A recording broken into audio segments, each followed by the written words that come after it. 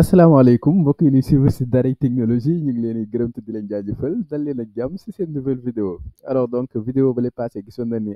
amoon na benn problème bu tuuti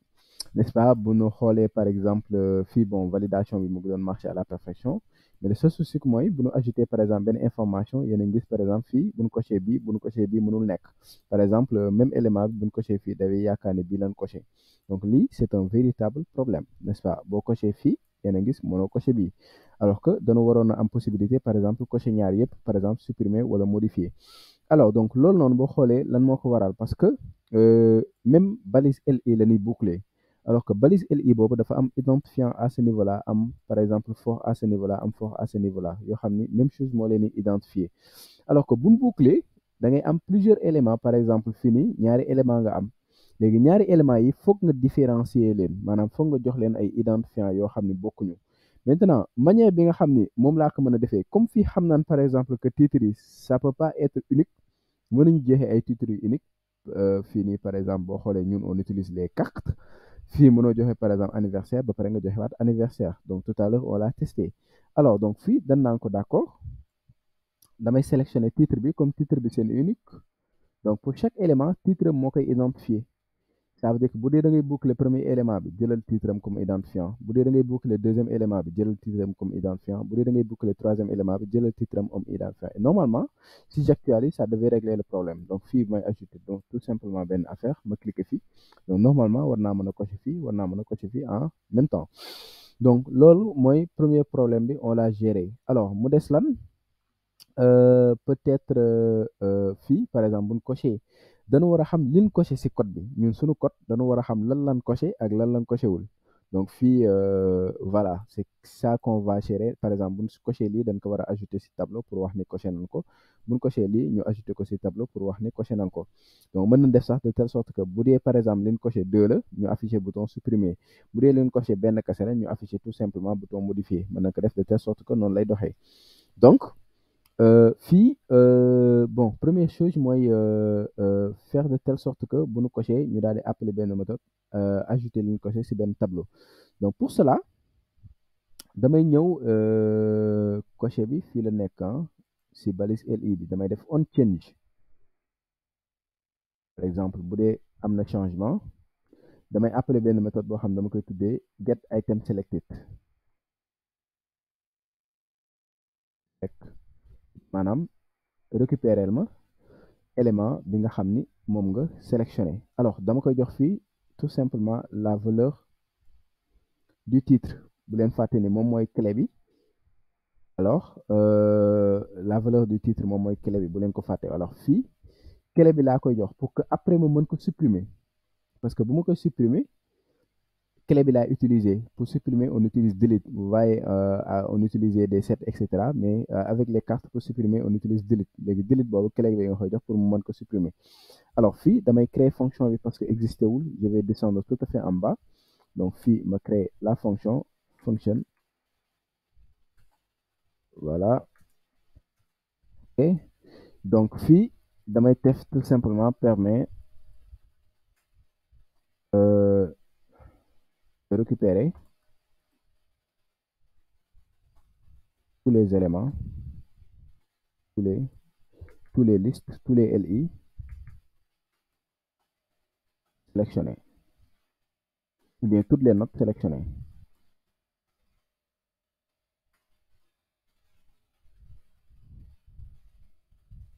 permet de récupérer dans un tableau toutes les notes sélectionnées voilà donc mais attends bu ma la sélectionné faut ma créer tableau bi donc mën naa dem tout à fait en haut ma créer foofu sama variable par exemple mën naa ko tuddee fii tab tab item bon fii man may xool rek lu ma neex mën naa ko tuddee par exemple list item selected wala tab item selected donc tab item selected ma initialiser ko tout simplement en tableau vide léegi tab item selected lay descendre fii ci sama fonction donc fii bu leen fàtte ni day jël benn paramètre donc c'est tout simplement élément bi nga xam ne moom lañ sélectionné donc get item ici c'est item au lieu de ital get item selected donc ma vérifier si sama javascript lépp si javascript bi lay xewee fii get item la c'est pas item mais item donc ma vérifier CTRL D alors fii titre bi lay jël donc fii ce n'est rien d'autre que la clé alors donc fii damay def benn vérification ma xool est-ce que par exemple sélectionné na bu ñu sélectionné ma ajouté ko ci tableau bi maanaam est-ce que bës nañ bouton bi bu dee bës nañ bouton bi ma ajouté ko ci tableau par exemple fii bu ma bësee rek dama ko war a ajouté ci tableau bi bu ma bësaatee bii ma ajouté ko ci tableau bi bu ma bësaatee dama ko war a dindi ci tableau bi bu ma ko bësaatee dama ko war a dindi ci tableau bi n'est-ce pas code boobu laay permettre def fii léegi pour cela damay vérifier event pourquoi ma mën a def fii directement event parce que événement moo ko déclenché maanaam bu ma cliquer li on change moo ko déclenché donc fonction bi may woo mën naa fa mën a utiliser directement event je reprends boo xoolee fii dama ne ko on change appeler méthode bi kon méthode bi événement moo ko déclenché et comme méthode bi événement moo ko déclenché si biir méthode bi mën naa fa utiliser directement event donc fii mën naa def event point target point target li event point target dafay permettre récupérer élément bi nga xam ne moom moo déclenché balise bi nga xam ne moom moo déclenché événement bi donc loolu la ñuy wax les méthodes de l'objet event n'est-ce pas am na par exemple target am na par exemple event am na kii target am na par exemple stop propagation am na par exemple yeneen donc voilà donc fii damay utiliser target après ma ni point checkit maanaam est-ce que checké nan ko maanaam est-ce que checké nan ko maanaam bu dee di ngeen gis bële bi rek mooy checké nan ko bu dee gisoo leen bële bi mooy checké wuñ ko donc est-ce que checké nan ko donc bu dee checké nan ko lii nii dafay retourner true bu dee checké wuñ ko dafay retourner false donc fii mooy si on a coché tout simplement si on a coché donc si on a coché d'accord damay jël élément bi damay vérifier est-ce que élément bi nekkul ci tableau bi bu dee nekkul ci tableau bi ma ajouté ko ci tableau bi donc fii damay def beneen vérification def point d'exclamation tab n'est-ce pas item selected ma daal def point include bu leen fàtte méthode include bi ñu jàngoon donc loolu moo ko tax a jóg fii ma def item léegi dama koy wax la clé du moins est-ce que clé bi mu ngi ci tab item selected la clé que j'ai sélectionné est-ce que mu ngi ci tab item selected bu dee nekku ci point d'exclamation d'accord ok tab item selected comme tableau je peux utiliser la méthode push ma daal di koy jox par exemple clé bi ajouter ko tout simplement clé bi sinon bon là je peux sortir le sinon c'est dans le if global fait exactement la même chose donc fii aussi j'aimerais bien vérifier est-ce que par exemple il faut toujours vérifier parce que nit ki mën na bañ a ñëw cocher mën na ñëw par exemple fii cocher daal di décocher directement donc ici il faut toujours vérifier par exemple si l'élément est dans le tableau est-ce que l'élément est dans le tableau c'est seulement si l'élément est dans le tableau qu'on va le décocher donc est-ce que la clé est dans le tableau donc si la clé est dans le tableau dañuy récupérer sa position dans le tableau donc fii damay déclarer benn variable mu appeler ko position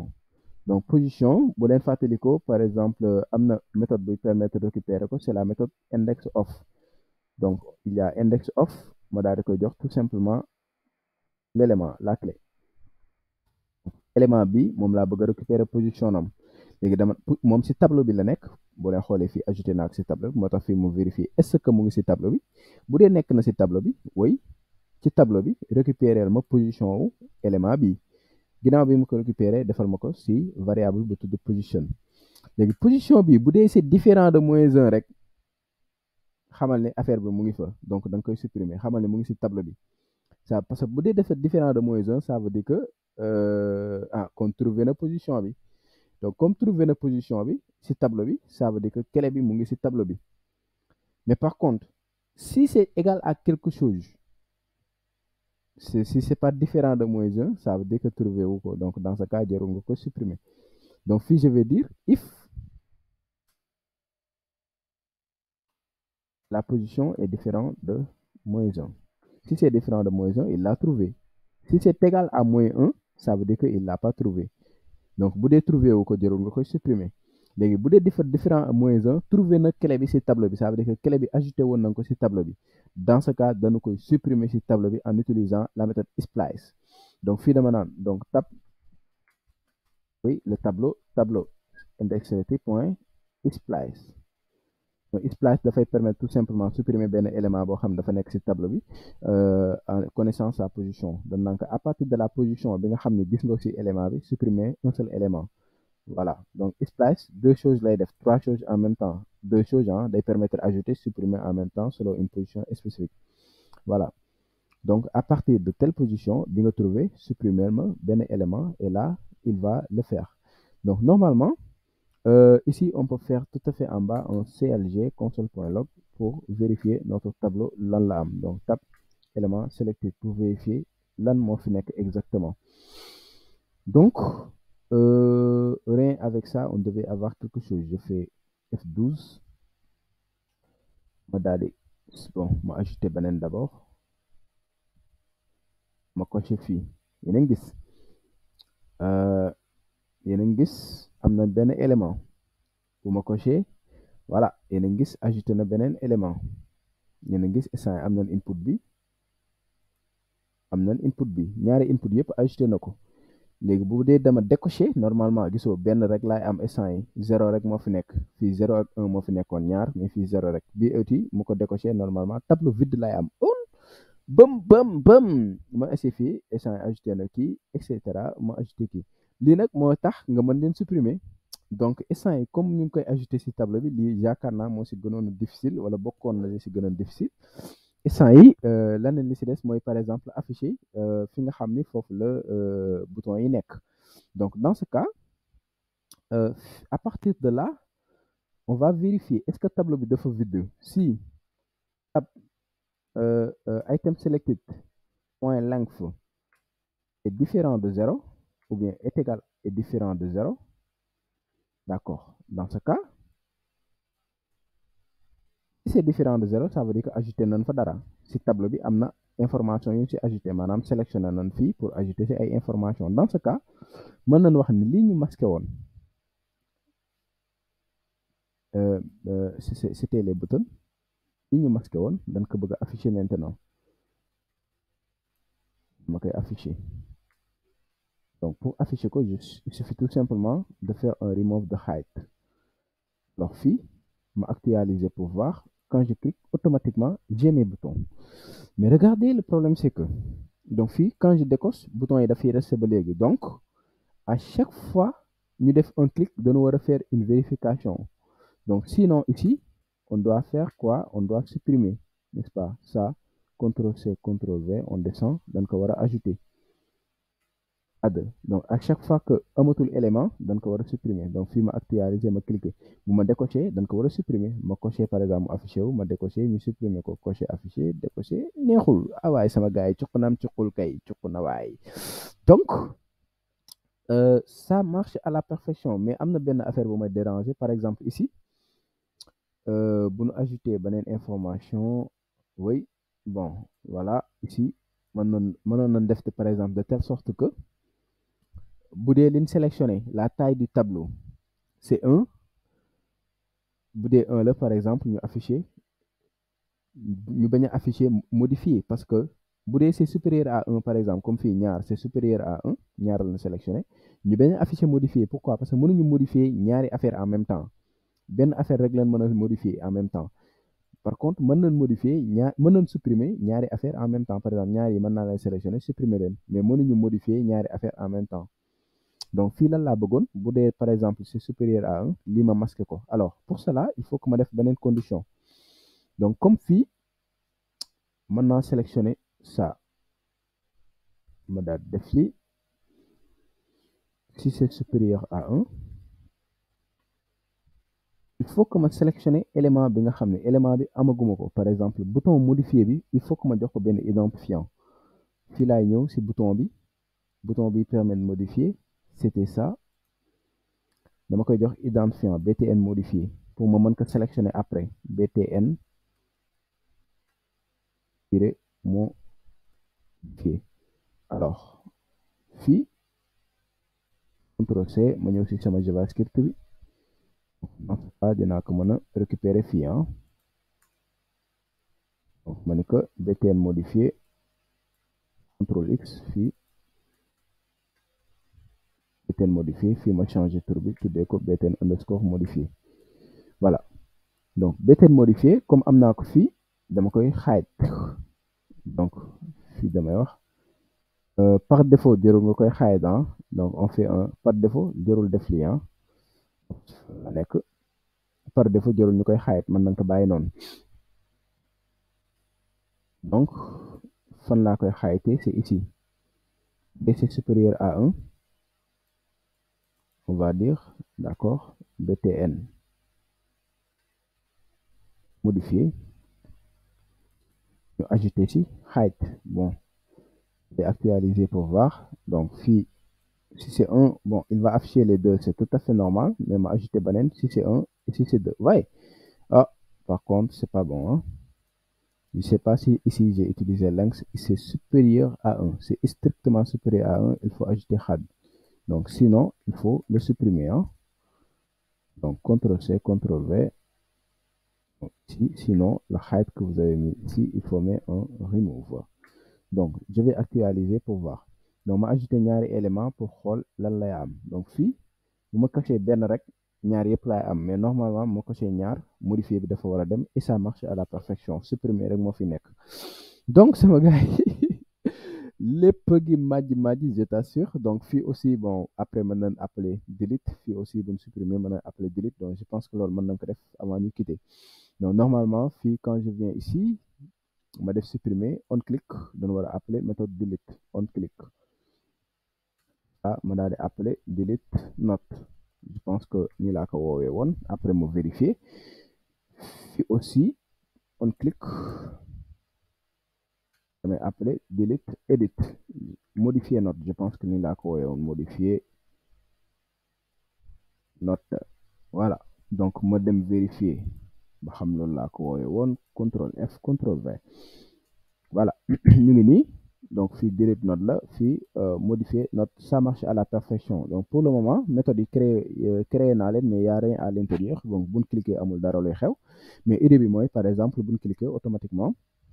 ñu daal di leen supprimer bon je pense que c'est tout pour cette vidéo